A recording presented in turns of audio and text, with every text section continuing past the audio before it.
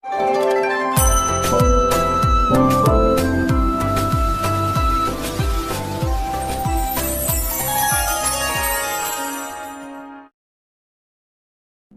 जगन्नाथ मु दिवाकर दास आपण मानक प्रणाम करुच्ची।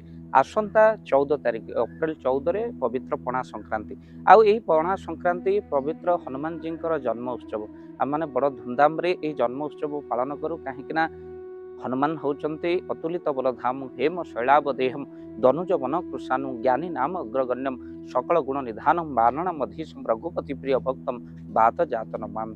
अर्थात हनुमान जी जी वंदना करे हनुमान जी जी चालीसा पढ़े से समस्त रोग कष्टरू सी मुक्ति प्राप्ति करे। तेणु आसंता 14 तारिख रे केबे भी हरांतु ना यही सुजोग। तो से दिन कौन करेंगे आपण प्रातर उठी जदि आपण स्नान करुचंती एई स्नान जल रे आपण किछि गंगा जल पके स्नान करंतु जहाद्वारा कायमन वाक्य आपणकर पवित्र हुए। गंगा जेसने स्नान पाने पवित्र होइथांती जन।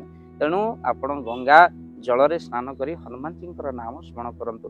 हनुमान जी द्वादश नाम को आपण माने श्रवण करि पारंती जदि यूट्यूब रो बाहर करी नहेले आपण हनुमान जी द्वादश नाम आपण पाठ मध्य करि पारंती। तेणु निश्चिंत भाव में हनुमान को द्वादश नाम आपण पाठ करंतु। ताले सेतिके नु हनुमान जी चालीसा आपण कोनोसी एक देव पूजा सारी निज घरे मध्य करि परिबे। जदि आपण रोग कष्ट रु मुक्ति पाइबा पई चाहुचंती तो आपण हनुमान जी मंदिर को जाई 108 थर एक राशि तेल दीपटी लगे दे 108 थर हनुमान जी चालीसा आपण पाठ करंतु जहाद्वारा अनेक रोग कष्ट दुख सहित अनेक समस्या समाधान हेब। खाली सेतिक न जो माने चाकरी आशायी अछंती तो सहित अनेक समस्या पड़िछंती सेमानंक पई एही महाविश्व संक्रांति बा हनुमान जी जन्म हेउची महासुजोग। तो 14 तारिख दिन आपण कौन करंतु हनुमान जी चालीसा पाठ करने सहित हनुमान जी पाखे गोटे राशि तेल दीप जालन जालतु। तापरे आपण मन रखि थांतु आपण जो आसन रे बसिकी दीप जालिबे से आसन नाली रंगर हेबा दरकार। खाली सेतिके नुहे आपण वस्त्र मध्य नाल रंगर पिंधिले जा हनुमान जी अतिशय प्रिय। प्रथम हनुमान जी मंदिर को जाई आपण कौन करंतु हनुमान जी सिंदूर धारण करंतु तापरे आसन रे बसी आपण 108 थर पाठ करंतु हनुमान चालीसा। आउ तापरे आपण से दिन सात्विक भोजन करंतु जा जो भोजन रे प्याज रसुण आमिष तो वर्जित आपण माने निश्चिंत भाव में गोटे बेला भोजन करंतु।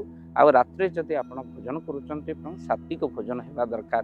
तेणु ठाकुर घरे मध्य बसी 108 थर आपण हनुमान जी पूजा करी हनुमान जी पाखे लाल फूल टिके चढ़ई आपण हनुमान जी पूजा अर्चना करंतु। 108 थर आपण हनुमान जी चालीसा पाठ करता सहित श्री रामंकर स्तुति आपण पढ़िबे जमते हनुमान को मंदिर न भूलती कहीं राम नाम स्मरण कले हनुमान जी बहु खुशी हमें। तेणु हनुमान चालीसा सहित श्री राम जय जय राम संकट मोचन जय हनुमान यही मंत्र को आप उच्चारण कर। जदि आप 108 हनुमान चालीसा न पाठ कर मिनिमम भाव में 5 थर ना 11 थर आप हनुमान चालीसा निहात पाठ कले आपणकर सकल मनोकामना पूर्ण हो। खाली से नुहे जदि आप रोग कष्ट मुक्ति पाइबा चाहते एक नड़िया आप हनुमान जी मंदिर को नहीं जाता से नड़िया को हनुमान पाद तले रखी दिखाँ तापर दिन हो से दिन आप हनुमान जी पाखे नड़िया अर्पण कले आपणकर बहुत शुभ होता है। से नड़िया को आप पानी में भसई पारे समर्पण पूर्वक हनुमान जी मंदिर में आपड़ चढ़ई पारे। आउ उचित दक्षिणा दे आप हनुमान जी को जदि हनुमान